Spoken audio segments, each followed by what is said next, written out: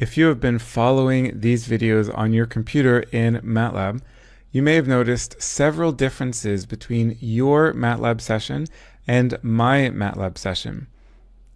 So one difference is the color preferences, and I showed you towards the beginning of this course how to adjust your color preferences.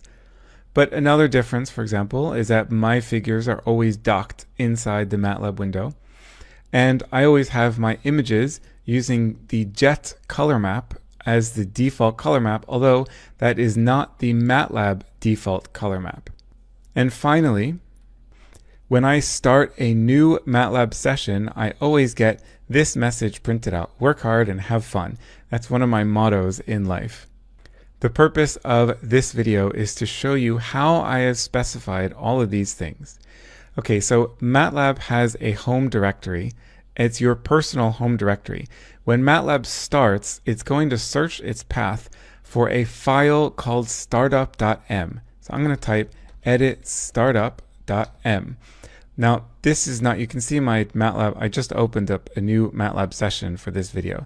I have my Matlab set to go immediately to the D drive because that's where I keep a lot of my data. That's also something that is specified in my startup. Now, if you have not created a startup.m, you are not going to have one yet.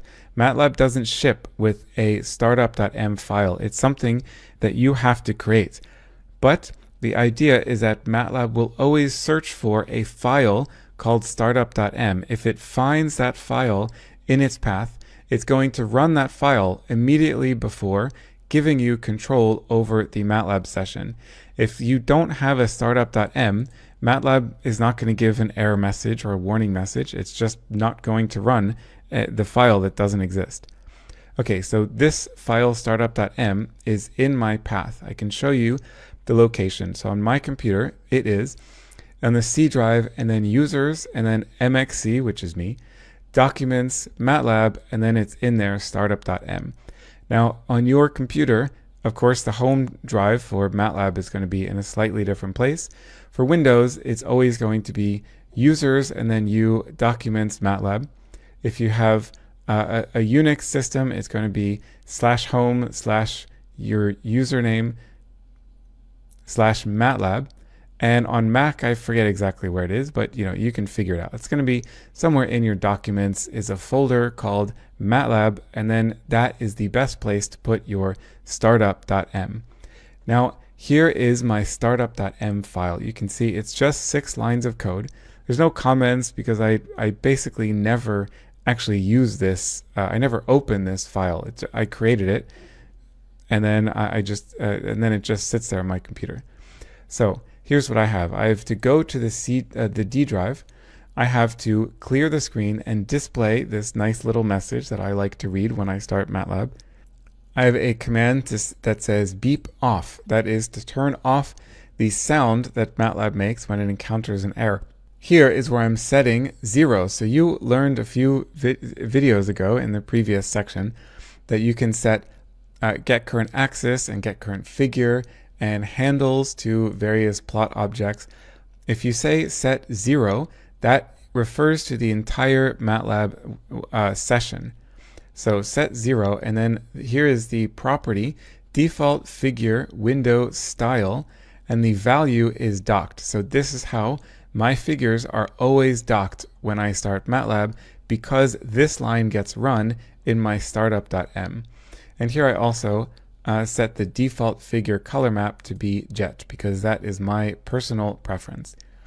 And this is also in your startup. This is also where you can store any new paths that you always want access to. So this is to a little third-party toolbox called nth.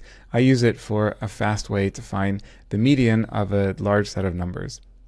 This is, by the way, not a folder that you would have on your computer. It's just a toolbox that I've downloaded that I tend to use. So I've added it permanently to the path. So that's about the startup.m. And just to reiterate, this is not a file that Matlab ships with. So you have to create this. And you have to put this in your personal folder in your documents/Matlab folder. And then once it's there, the next time you open up MATLAB, MATLAB will read that file and run all the code in that file. Okay, so that's about startup. There is a complementary function that is called finish.m. And the idea is exactly the same. So when you close MATLAB, when you quit out of MATLAB, the last thing that MATLAB is going to do is find a finish file or look through its path for a file called finish.m. And if that file exists, then MATLAB will run all of the code in that file.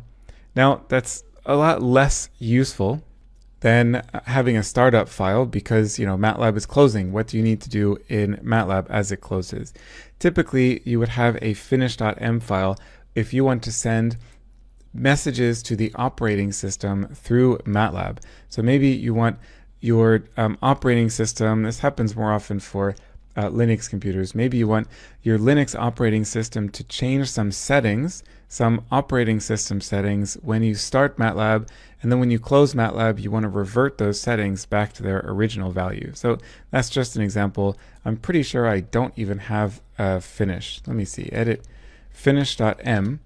Yeah, so MATLAB is giving me this dialog box that says, this file does not exist. Do you want to create it? So I'm actually going to say, no, I don't want to create it.